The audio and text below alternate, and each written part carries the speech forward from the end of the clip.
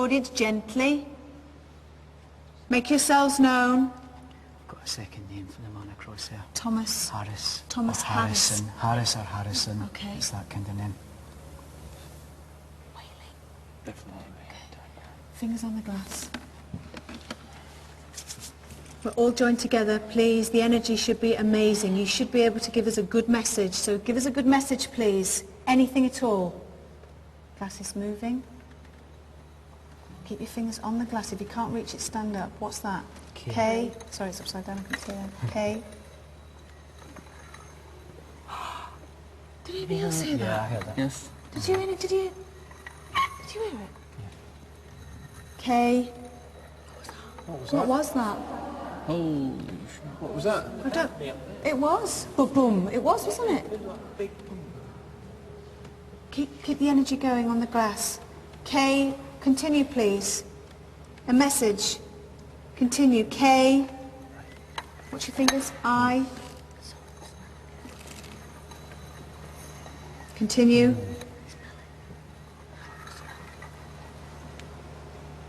Watch your fingers. L.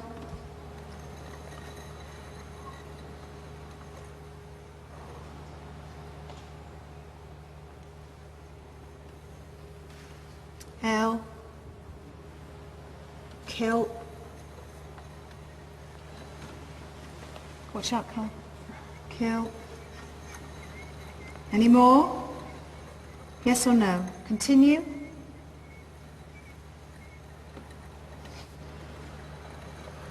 The glass making No. No, it's coming from the middle. It's in the centre here somewhere.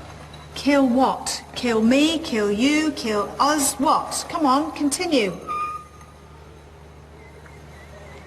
All right? Everybody, I can hear some... What was that? Come on. Fingers. Kill what? Continue. Yeah. Who's saying kill? It's this guy. This guy. It's Thomas. Just one? Yes. Okay. Do you think we're going to get any more out of this gentleman or not? I've got a feeling this. I've got. I think there's a shadow moving about up there. Where? From the wall. Oh, I on can that see balcony. that. Is there any technician? Is there anybody up in that second tier? Oh, yeah. Oh. Again. Oh my God. Yeah. Who's up there? Who's up there? Oh, it's okay. It's Paul Ross! He'd sell his book. God, that would have been flipping marvellous, wouldn't it? Let's get the energy back. Yeah. What's the matter? What's the matter?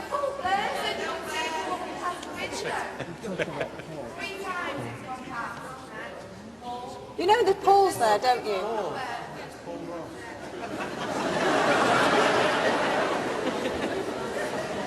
There's tapping. Right. The glass is moving, guys. Emily. Emily. Is Emily mean anything? You getting anything, Emily? Okay. Apparently we're having some technical difficulties, unexplained technical difficulties with the microphones. It's really quite weird. Can you not hear that? There's a constant...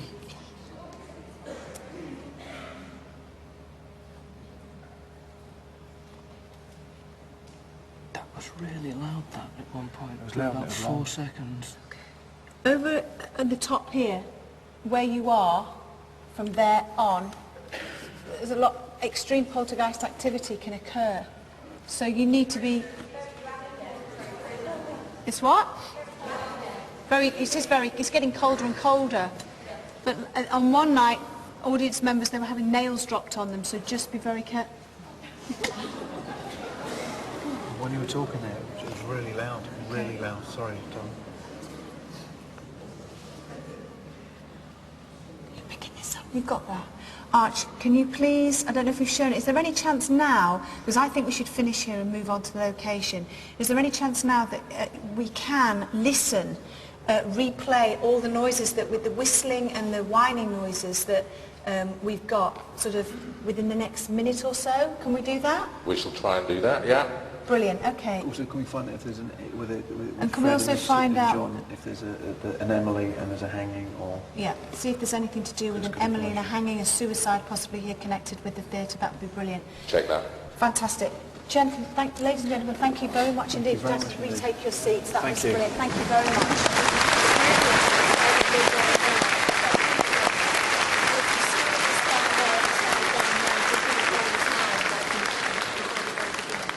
Okay, so it's back to you, Paul. Well, hopefully we can get the VT rolling with thanks to the production team and see if we can listen back to some of those noises. Back to you, Paul, who scared us all to death, by the way. Thank you, Yvette. I can't remember a more explosive or intriguing start to a Most Haunted Live visual. This is Most Haunted Live. We're in quest of 8 faces of evil. This is night 3. Yvette and the team are relocating, but we have lots more to explore and to experiment with. The focus tonight is on science, the science of sound. More after this.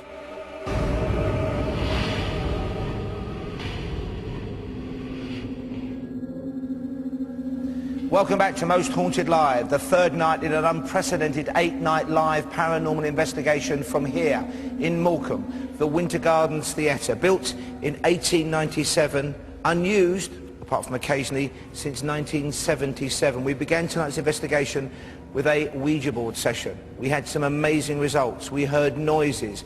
I heard what sounded like stones moving. We heard whistling. Then our audience monitor spotted something on our CCTV cameras. So much going on. We're starting to analyse it. We're going to show you just some of those moments, and I'd love to know what you think. What do you make of this?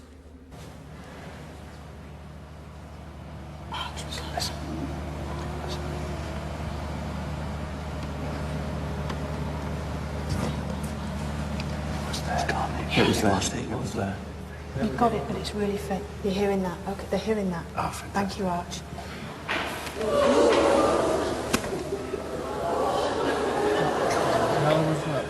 Something either fell from the ceiling or was thrown. Some debris just fell down in that area. Cool. What's the matter?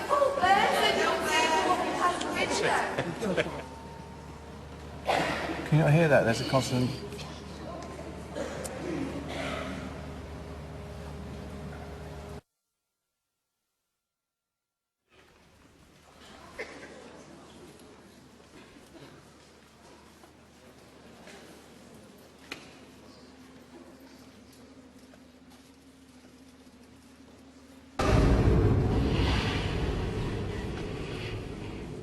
And really, we've only just begun. We are absolutely live until midnight. I'm now going to run some of what we've seen and heard tonight by our resident experts. We have, of course, our local historian, resident historian, Dr. John Callow, and also a demonologist and master of the arcane arts, Fred Batt. You first, John, if I may. Now, some people might say it's slightly unusual to conduct a scientific paranormal experiment in a theatre. Is that unusual? Not really. I think we're really privileged to be here in Morecambe in such a splendid building where you can feel the history all around you. And really, we're all part of one great tradition. Stretching back into the Victorian age, we sometimes think of the Victorians as very fuddy-duddy people, you know, Queen Victoria and her black widow's weeds, and a very moralistic, a very straight, a very hidebound society. Well, got news for you. The Victorians were anything but.